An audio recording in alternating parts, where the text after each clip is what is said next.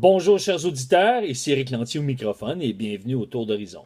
Aujourd'hui, il sera question des mariages à trois. Et oui, mesdames et messieurs, c'est un phénomène qui est entré en Occident, plus précisément au Brésil en 2015, et qui a fait son apparition en Colombie tout récemment, en juin 2017. Et oui, mesdames et messieurs, dans un article publié sur la plateforme du journal électronique La Croix, un article intitulé Le troublant mariage de trois hommes en Colombie. Il n'y a pas seulement ce magazine, le magazine La Croix, qui en a parlé, TVA Nouvelles aussi en a parlé.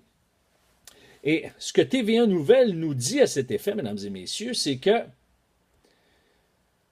il y a trois hommes qui se sont mariés sous le régime patrimonial connu légalement en Colombie, sous le nom de Freya. Alors, à ce moment-là, on fait référence à une union à trois, et c'est une union reconnue, une union qui a une certaine valeur légale. Et donc, le problème ici, c'est que on vient d'ouvrir une porte. On vient de proposer un autre modèle de famille. Évidemment, on va me traiter d'hétérosexisme parce que je suis en faveur d'une famille qui est composée d'un père et d'une mère. Mais là, on ouvre la porte à ce que non seulement on ait, par exemple, une mère et deux pères, ou un père et deux mères, mais on ouvre la porte à ce qu'on ait aussi trois mères, comme ce fut le cas au Brésil en 2015, et ici, trois pères en Colombie en 2017. Voici ce que nous dit le journal électronique La Croix. Un tel mariage à trois n'est pas tout à fait unique au monde, puisqu'en 2015, au Brésil, trois femmes avaient déjà défrayé la chronique en s'unissant devant un juge. Les trois hommes se connaissent de longue date, vivaient sous le même toit et souhaitaient, selon les déclarations qu'ils ont données à la presse, donner une sécurité juridique à leur union. Ils se doivent désormais mutuelle assistance. En cas de décès, les survivants hériteront et leurs biens seront répartis conformément à la législation s'ils se séparent. Eh bien, écoutez, mesdames et messieurs, ce qui arrive, c'est que tout ça a reçu l'appui du lobby LGBT. Parce que c'est pas seulement des gens qui s'aiment et qui veulent s'unir, c'est que derrière ça, il y a un agenda. Il y a un agenda, il y a une idéologie qui est poussée par un groupe de militants. Ce qu'on apprend dans cet article, c'est que le contrat de mariage n'est pas apparu du jour au lendemain sur le bureau du notaire.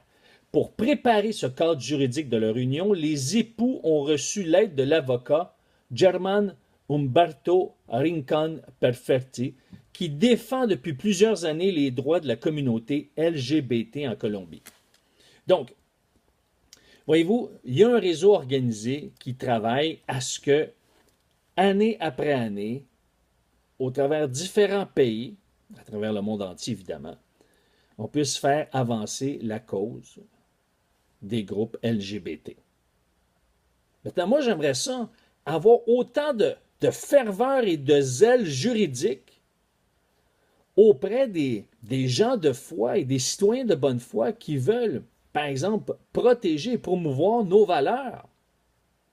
On n'a pas autant de zèle que ces gens-là. Sur le plan du zèle, ils sont un exemple, mesdames et messieurs. Un exemple clair, net et précis. Ils revendiquent, défendent, font la promotion de leurs valeurs, de leurs droits, de leur idéologie. Ils engagent des avocats. Et ils vont chercher toujours petit à petit de plus en plus de droits. Le problème ici, c'est que c'est en train de déconstruire, pour ne pas dire démolir, ce qu'on appelle la famille traditionnelle. Et voyez-vous, ils sont tellement forts que Monseigneur Elkin Fernando Alvarez dit dans cet article que la loi a changé en dépit des convictions de la majorité. C'est incroyable.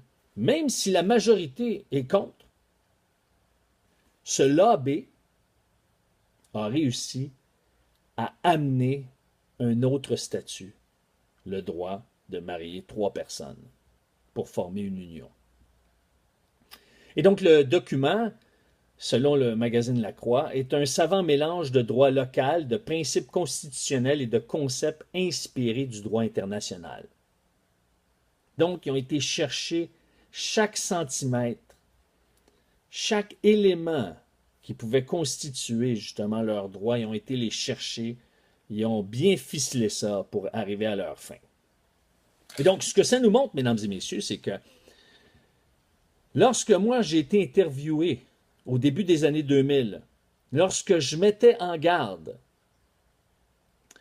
que le mariage gay, s'il était officialisé, parce qu'à l'époque il ne l'était pas, eh bien que ça allait ouvrir la porte au mariage à trois. Et je me souviens qu'il y a un journaliste sur les ondes radio qui est parti à rire, il s'est moqué de moi en disant « Ben voyons donc, vous êtes alarmiste. » Et là, une quinzaine d'années plus tard, mesdames et messieurs, ce que j'avais prédit se concrétise. Eh bien, est-ce que c'était si loufoque que ça? Je ne suis pas certain, puisque même TVA Nouvelles a informé la population de cette réalité. Qu'est-ce que vous en pensez, vous, mesdames et messieurs?